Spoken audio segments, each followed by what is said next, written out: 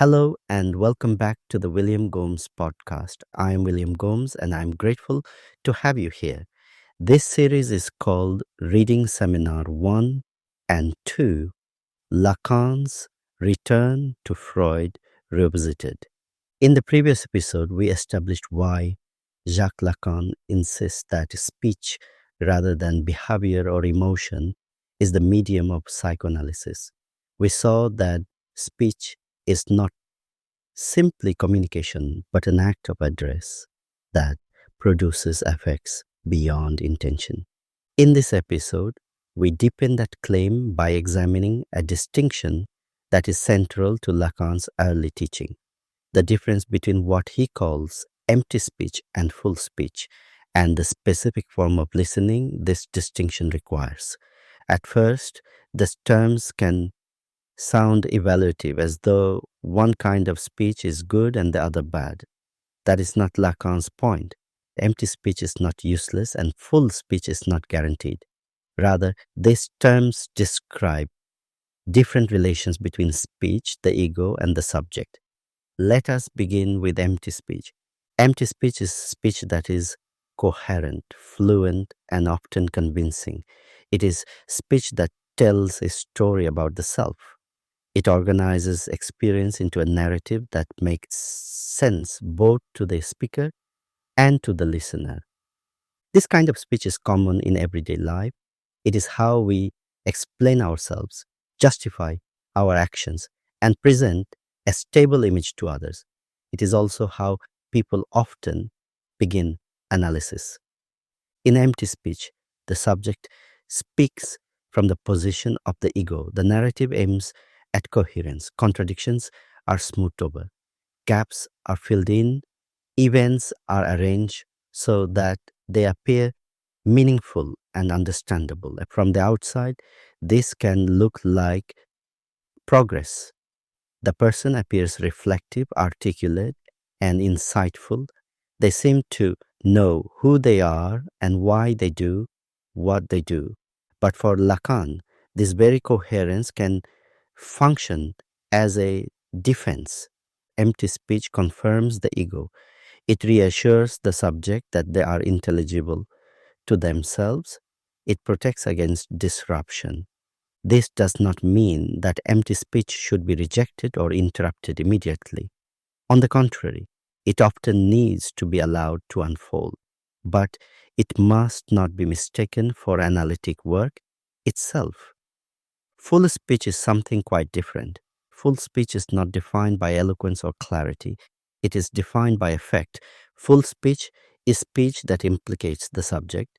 It is speech that produces a shift in position, often without the subject intending it to do so. It is speech in which something is said that cannot be easily integrated into the existing narrative. This kind of speech often appears unexpectedly. It may take the form of a slip, a sudden association, a repetition, or a phrase that feels out of place. It may be accompanied by surprise, discomfort, or even embarrassment. What makes speech full, in Lacan's sense, is not its content, but its consequence. After full speech, the subject is no longer quite in the same place. Something has been said that cannot be undone. A truth has appeared, but not as a complete explanation. It is important to stress that full speech does not deliver clarity or certainty. It often produces confusion, but this confusion is productive. It opens a gap in the ego's narrative. This distinction between empty and full speech transforms how we understand analytic listening. Analytic listening is not primarily about understanding what the analyze and means. It is not about empathy, validation, or interpretation in the explanatory sense. The analyst listens for structure. This means listening for repetitions, for breaks, for contradictions, for hesitations, and for moments where speech seems to go astray. These are not mistakes to be corrected. They are the points where the unconscious makes itself heard. Listening in this way requires restraint. If the analyst rushes to understand, to clarify, or to reassure, they risk closing down the very opening that full speech creates. Understanding in this context can function as a defense both for the analyst and for the analyst. This is a difficult point because understanding is usually treated as a virtue. In everyday conversation, to understand someone is to respect them, but in analysis, premature understanding can stabilize the ego too quickly.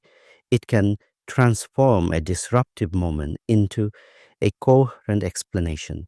Lacan therefore insists that misunderstanding can be productive. This does not mean deliberate confusion or obscurity. It means allowing a speech to resonate without immediately fixing its meaning. It means allowing ambiguity to persist long enough for its effects to emerge. This is why silence plays such an important role in analytic listening. Silence is not the absence of listening, it is an active position that allows speech to continue, to falter, or to repeat. It prevents the analyst from imposing meaning where none has yet emerged. Similarly, when the analyst does intervene, the intervention is often minimal. A repetition of a word, a brief remark, or a simple question can be enough to shift the direction of speech. These interventions are not explanations, they are invitations. They invite a speech to continue, but not along the path the ego has already laid out. By distinguishing empty speech from full speech, Lacan clarifies why psychoanalysis cannot be reduced to conversation, counseling, or storytelling. Analysis is not about constructing a better narrative, it is about allowing speech to encounter its own limits and, in doing so, to produce truth effects that cannot be planned. This also explains why analytic progress is uneven. Long stretches of empty speech may be punctuated by brief moments of full speech.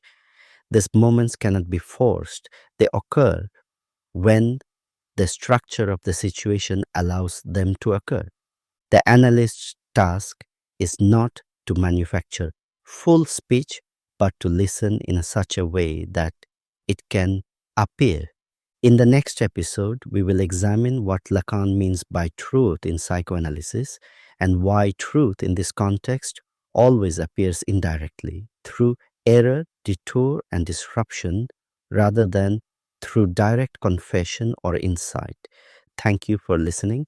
This is the William Gomes podcast. Take care of yourself, stay curious, and if you found this episode helpful, you're very welcome to follow, share, leave a comment or a rating. I'll speak with you again soon.